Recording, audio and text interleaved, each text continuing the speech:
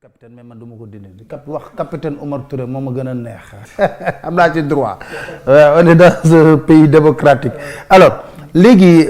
dañuy ñëw nag ci premier dossier bi nga xam ne moo indi coow li mooy mbiru Adji Sarr Ousmane Sonko dossier bi comme mi ngi ci yoon duñ dugg dans le fond du dossier mais accusation yu ñu la porté foog ma wax ci ak yow. non c'est vrai. très bien léegi ñu ne yow yaa fuiteloo PV yi. lu tax ñu accusé la loolu. waaw loolu comme ni ma la wax le PV comme man ak sama chef kese ñoo doon liggéey ci dossier bi te loolu aussi ça montre que il avait confiance en moi vraiment moo tax maa ngi koy gërëm di ko sant parce que il m'a fait beaucoup de privilèges loolu rek moo tax ñu yaakaar ne man maa ko fuiteloo mais comme je l'ai dit tout de suite PV boo xam ne jotuma si version boobu jotuma si nan laa ko mën a fuiteloo je l'ai pas fait parce que je l'avais pas est-ce que affaire bi bu mu commencé ba léegi gis nga benn procès verbal gendarmerie wala benn communiqué gendarmerie wala benn décision de justice bu wax ne capitaine Touré bokk na si ñu fuital PV est-ce que gis nga benn enquête interne amoon na enquête interne mais dans cette enquête là je ne peux pas parler de cette enquête ici parce que c'était quelque chose de privé mais ce qui est important c'est de savoir qu'au sein de cette enquête on sait que ce n'est pas moi bu fekkoon ne man la on m'aurait sanctionné. yow waaw bu yàgg yow dañ lay wër. voilà sanctionné la. voilà si on m'a pas sanctionné moo tax comme je vous dis quand j'ai entendu la journaliste présenter le journal affirmer parce que ce n'est même pas elle a affirmé pour dire que parce que elle expliquait le fait que les forces de l'ordre que les gens doivent faire confiance aux forces de l'ordre si on en vient jusqu'à se demander est-ce que eux nous protègent ou peuvent divulguer eux-mêmes nos informations c'était grave mu ne ma après mu joxe exemple mu ne xoolal capitaine Touré bu divulguer PV ça c'est. day dégg naa da ngay pas menacer say avocats ñi la diffamer ci pour ñooñu ñëpp ils peuvent être sous le coup de la loi. waaw loolu pour l'instant je vais m'abstenir d'en discuter parce que mes avocats vont prendre les dispositions qu'il faut quoi. kon ñu jàpp ne yow daal PV yi fuitewuloo. ça ne vient pas de c'est impossible. impossible loo xam ne gisuma ko mënuma ko fuiteloo. te y a pas une enquête interne bu la tuumaal ci loolu. amul te enquête interne amoon na. amoon na. waaw comment lu tax ñu fomenter accusation yooyu ci yow. mais peut-être que comme j'ai décidé de démissionner parce que j'ai pas été protégé. je considère que mes droits ont été bafoués. des gens en ont profité pour faire circuler ces rumeurs mais encore comme je vous dis la gendarmerie n'est jamais sortie pour dire que c'est le capitaine Touré qui a fait fuiter les PV et il y a aucun communiqué il y a aucun PV il y a aucune décision de justice. maanaam gendarmerie tuumalul la ci dara. dara léegi boo waxee France ma dama koy wax pour mu leer ci wolof voilà gendarmerie tuumalul tuural musul wax ne yaa fuité ba donte enquête am na ci biir léegi beneen mbir bi ñu ne yow da nga nekk connivence maanaam yaa ak Ousmane Sonko da ngeen di jokkoo da ngeen di wax xam nga Ousmane Sonko. Ousmane Sonko de xam nga kañ laa ko gis pour la première fois. c'est le jour où je suis parti lui remettre une convocation. mooy jour bi nga demee di ko yóbbul convocation. Et c'était un ordre de mon chef. commandant Mbengue. Colonel Abdou Mbengue léegi. Ce colonel c'est lui qui m'a donné l'ordre d'aller remettre une convocation. Comme on était deux c'est une affaire qui devait être verrouillée ma dem jox c'est dans ce cadre même que j'ai échangé des SMS avec Ousmane Sonko pour laaj ko parce que woo naa ko 3 fois décroché wul donc il fallait un message te message yi aussi dama ko capture d'écran yépp jox ko samay chef nee naa leen aussi nañu compter ci journal d'appel bi sinon pas un numéro de service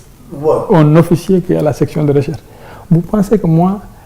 même si je voulais le faire man je peux prendre mon numéro de service ma bind ci ay SMS direct mis en cause dans une affaire que moi je suis en train de traiter honnêtement quoi logiquement. donc si je comprends bien. yow da nga woo Ousmane Sonko pour localiser ko pour jox ko convocation jëlul ñetti yoon. dama ko woo 3 fois. jëlul jëlul. après nga envoyé ko message par le numéro professionnel bi nga yor. professionnel ne ko bonjour monsieur Ousmane Sonko quoi. Je suis le capitaine Touré officier adjoint à la section de recherche. dama lay bind SMS bi pour wax na la dañ lay bëggoon indil convocation nga wax ñu yow foo dëkk après mu nekk ba ay 18h wuywul boobu laa ko ne ma yaakaar ne comme wax ma honorable député moo tax répondre après ma ne à la place de monsieur lire honorable après la ma répondre ne ma je suis à tel le lendemain bu ñu nekkee ba ay 11h ñëw ma boobu la ma bind message ne ma monsieur Touré je dois sortir je vous attends parce que lui aussi c'est vrai qu'il voulait laisser une traçabilité xam ne gendarme bi woo na ma parce que bu dee wax la boo ko enregistré du xam donc il lui faut lui aussi une traçabilité bu xam ne gendarme moo ko convoqué à tel numéro et telle heure boobu laa jël sama oto dem ba foofu jox ko këram bu ma eggee mu déchargé ma photo décharge bi yoon di ko commandant bi jëlaat ko encore yóbbul ko ba foofu c'est le dernier contact avec Ousmane Sonko et moi et c'est la seule fois et je défie comme je l'ai dit lors de l'entretien de Mohamed Aidara je défie tout Sénégalais waxuma police ak gendarmerie ak arme tout Sénégalais bu mën a prouver que moi j'ai été en contact. amoon na ay nit yu doon wax ne yow da nga nekk contact ak mais. loolu comme je vous dis je défie tout le monde de produire une preuve matérielle Sénégal yépp laa wax de tous les Sénégalais ku mën a indi preuve matérielle que man am naa contact ak Ousmane Sonko gisee naa ak moom bind naa ko message wala def naa ko leneen lu dul pour sa convocation mun na ko génne billahi wallahi wal kitaab jusqu'à l'extinction du soleil du am. comme disait l'autre. voilà du am ba na jeex. alors Sonko mais am na bu nekkul Sonko am na le cas de Ndeye Khady Ndiaye Ndeye Khady Ndiaye dañ la reprocher ne da nga ko wutal avocat. c'est important Pape gis ça c'est une très bonne question. non tey kay nee naa la boo jaaree ci Pape Alé ba pare. moo tax ma indaale le code de procédure pénale article 55.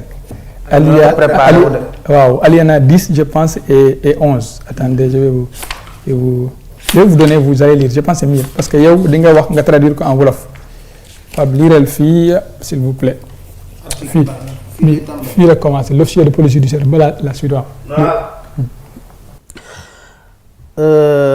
L'officier de police judiciaire informe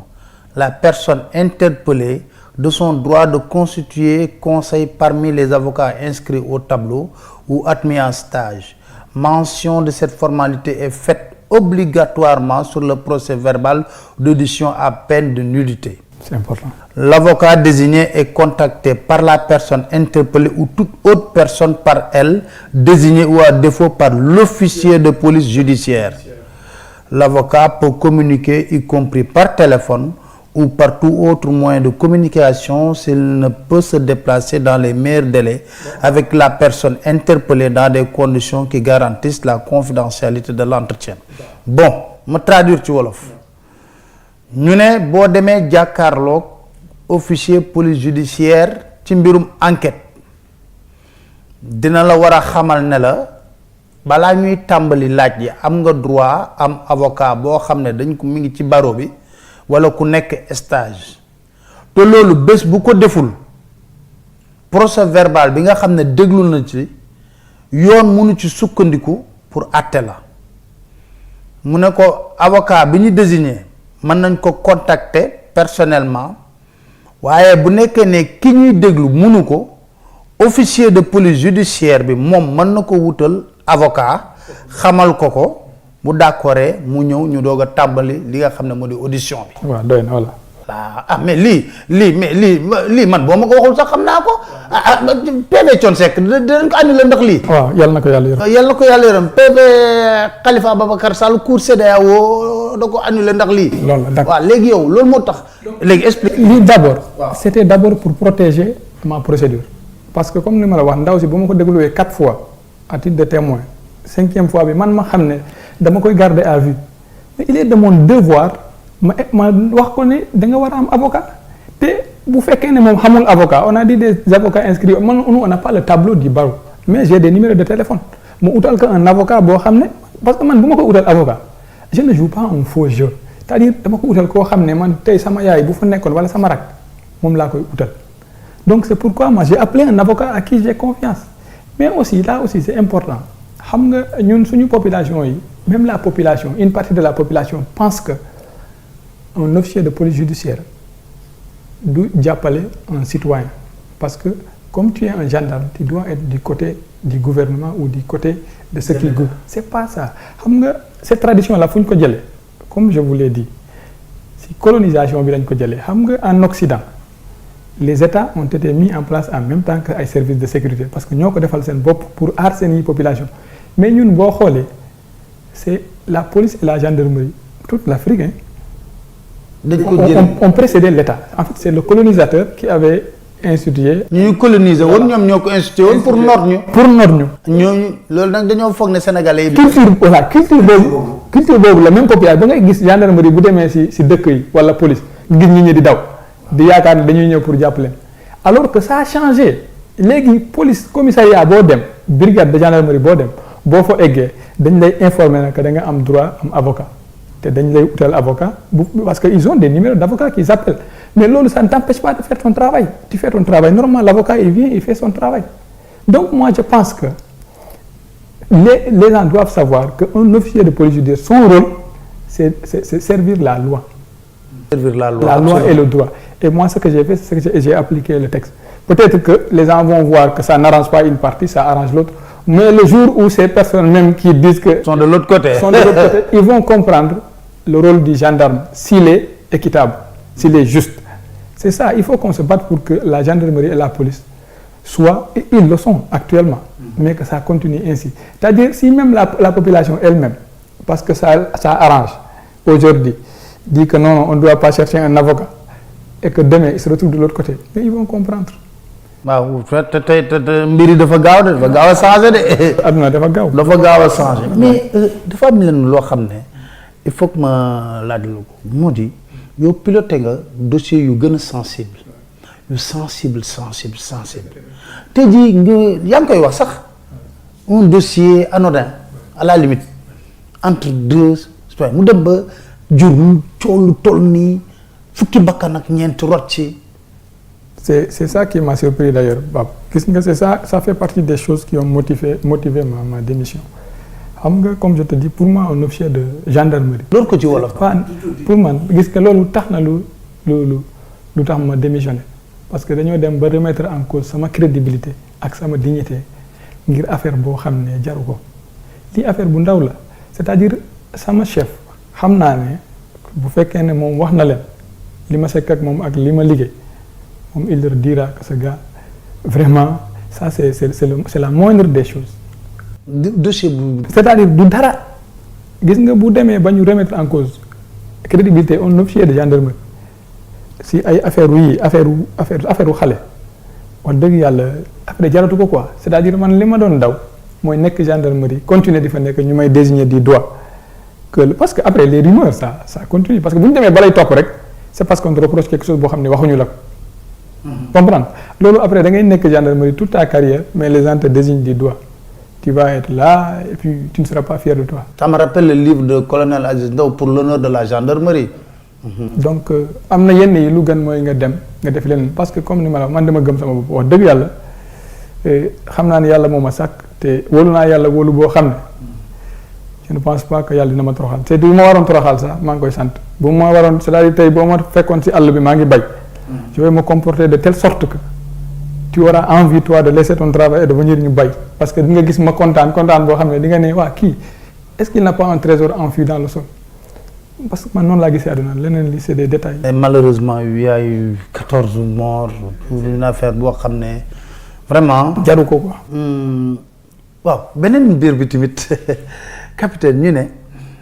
da nga xëy suba teel rek. man ma dégg ñu ne sa benn rakku papa la xaw ma ñu ne capitaine Touré dafa teqali ko ak sagoom quoi waaw mën na leen waaw capitaine Touré loolu gaaw na loolu yaa ngi ree sax. parce que c'est important. Comme ni ma la wax xam nga on était dans une situation très confuse boo xam ne say mbokk yépp dañuy jaaxle et moi je pense que peut-être qu'il était dans une situation de confusion et il voulait m'aider. Parce que je pense que lui, il pense que c'était la manière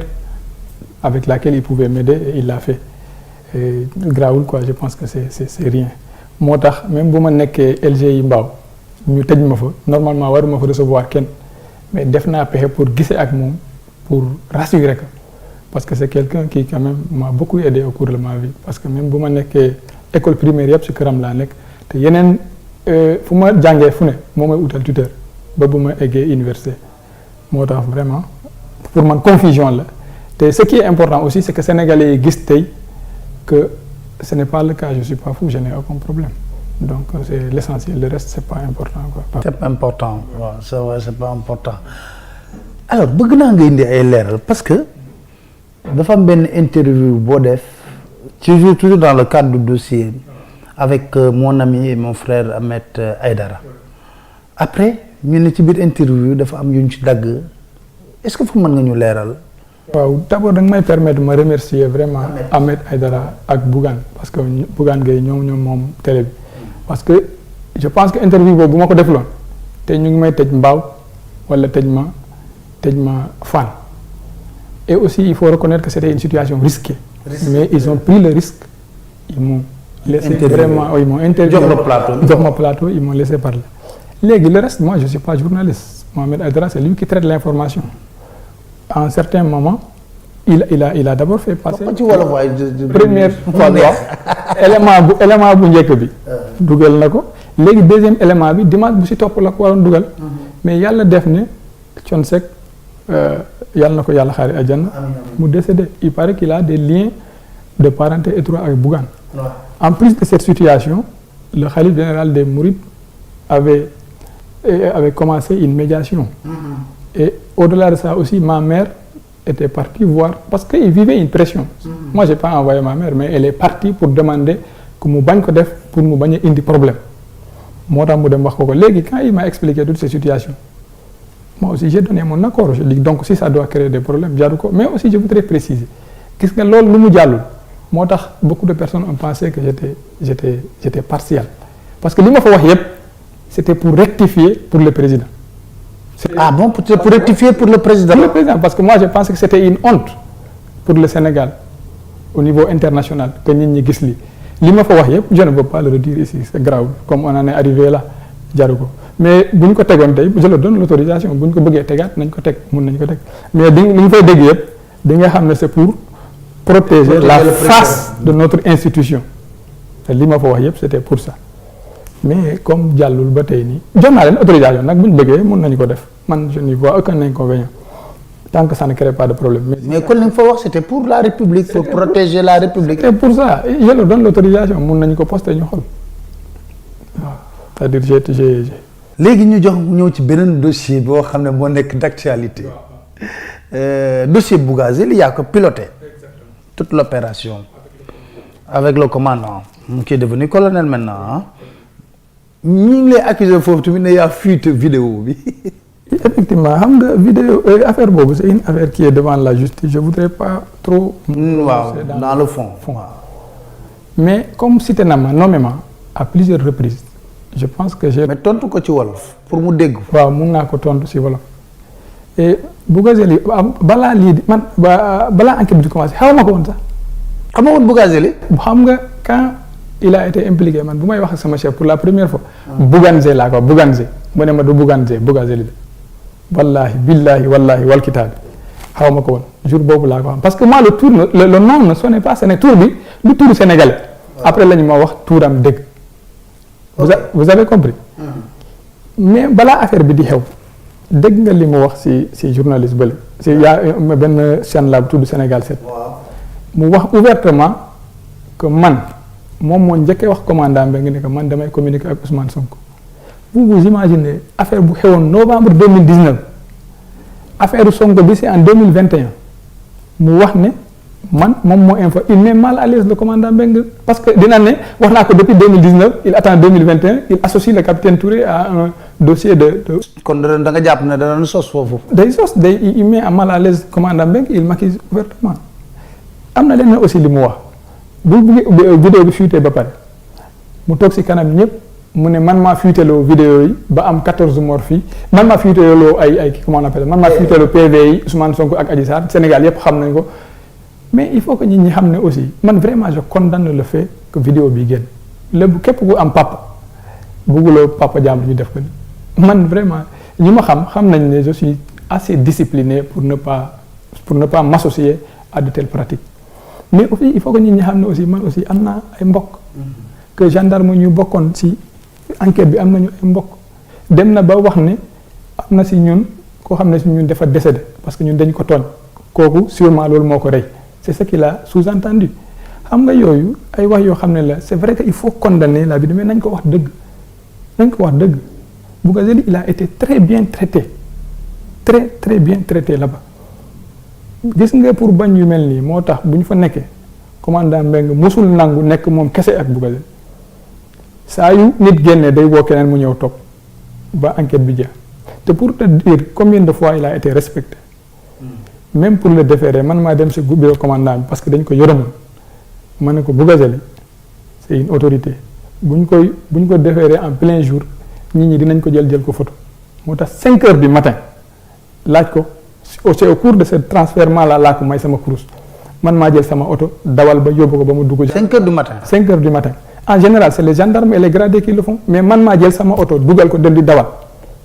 man je n'attends rien de lui c'est juste par respect parce que je le considère comme mon père wallahi billahi wal kitab bu fekkee ne wax na dëgg il vous dira combien de fois je l'ai traité c'est-à-dire je l'ai tellement bien traité que xam naa dina yaakaaroon ne dafa am li ma xaar si moom.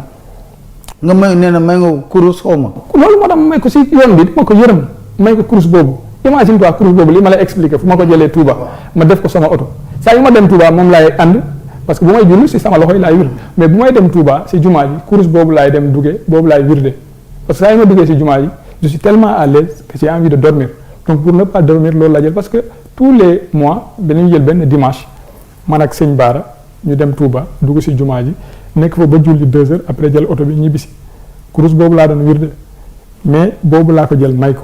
c'est-à-dire parce que j'avais pitié de lui je ne voulais pas que un de mes parents soit dans cette situation. nee na tentative de corruption bi wax nee na da ngeen ko doon laaj xaalis ak yooyu. non loolu amul loolu vraiment loolu mënul am xam nga aussi nee na wax na ko commandant Mbengue bind nañ ko si loolu ça ne peut pas être c'est-à-dire mënoo jàpp quelqu'un en flagrant délit comme ça déjà le fait que jàpp ko rek problème déjà tu te dis qu'on a des problèmes. kooku doo laaj ay xaalis. waaw parce que Bougazelli de moom. xam nga loolu aussi je voudrais en profiter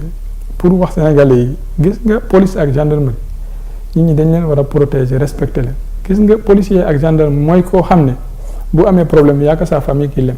les autres ne l'aiment pas parce que ils pensent que c'est quelqu'un qui est là pour réprimer la population comme je vous dis on l'a pris de la colonisation esprit boobu bu ñu amoon que police ak gendarmerie c'était pour le colonisateur pour noot nit ñi ñu yaakaar ne ba léegi c'est ça qui continue alors que c'est pas là maintenant policiers et gendarmes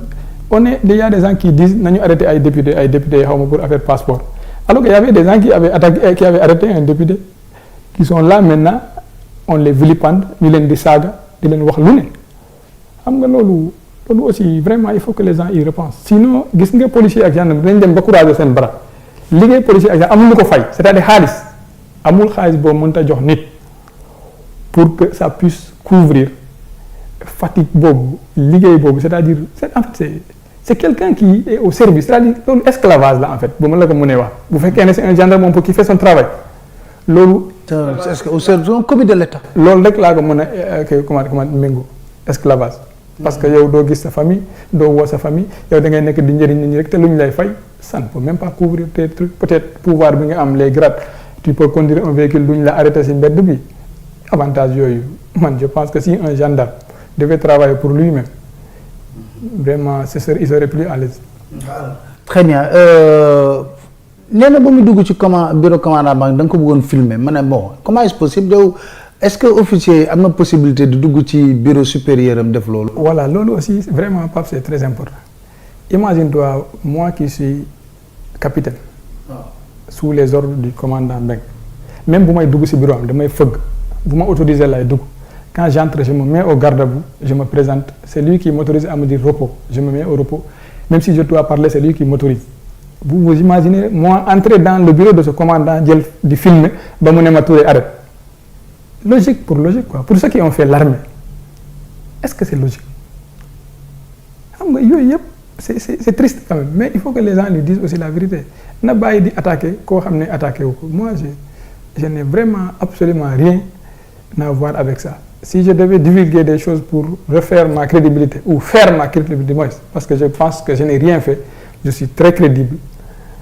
ce n'est pas en divulguant des vidéos yoo xam ne parce que j'ai participé à beaucoup de choses. Voilà. ni nga xam bari na quoi comme on dit alors ce dernier mot lan lay doon à l'endroit des Sénégalais xoolal caméra bi nga wax leen ko. waaw mon dernier mot pour les Sénégalais c'est juste wax Sénégalais yi que à un certain moment on a commencé à constater que nit ñi ñemetuñu wax dëgg. c'est-à-dire les gens ont tellement peur de la critique que nit pour bu wax dëgg dafa jafe c'est-à-dire gis nga nit bu fekkee ne dañ lay rey sax dëgg la rek gis nga les gens me reprochent de prendre des positions sur ma page man ba àdduna jeex li ma des di dund je pense pas que nit lu bu xalaat wala position nit dina ma tere jël position wala tere ma wax dëgg donc il faut que nit ñi xam importance loolu quoi c'est important en fait. parce que on a une. à l'heure actuelle surtout. on a une génération buy màgg di gis xam nga génération boobu lu ñuy gis rek dañuy yaakaar ne c'est ça la réalité donc dañuy dem ba pervertir la vérité fekk après nit ñemetul wax dëgg ça c'est important dans le cadre de l'affaire de Bougazelli comme je vous dis c'est vrai nit ñi war nañu condamner c'est important mais nañu xool ñun aussi tort bu ñuy teg di ñu accuser de corruption c'est vrai que moi je ne suis plus gendarme. xam nga moi je peux aujourd'hui parler mais les autres wóor na ma ni yàlla tey bu commandant ba nga waroon a wax wala ay gendarme yooyu mu tuumal war a wax vraiment ils allaient s'en offusquer donc nit ñi nañu ñeme dëgg bàyyi vraiment di wax lu neex nit ñi man de sama àdduna ñaanuma yàlla bu fekkee le jour où man damay wax pour neex nit wala pour mes intérêts yàlla na ma yàlla rey jour boobu je ne veux pas vivre plus que ça parce que ce n'est pas être libre pour moi être libre c'est de dire ce qu'on pense, de dire la vérité. C'est peu important.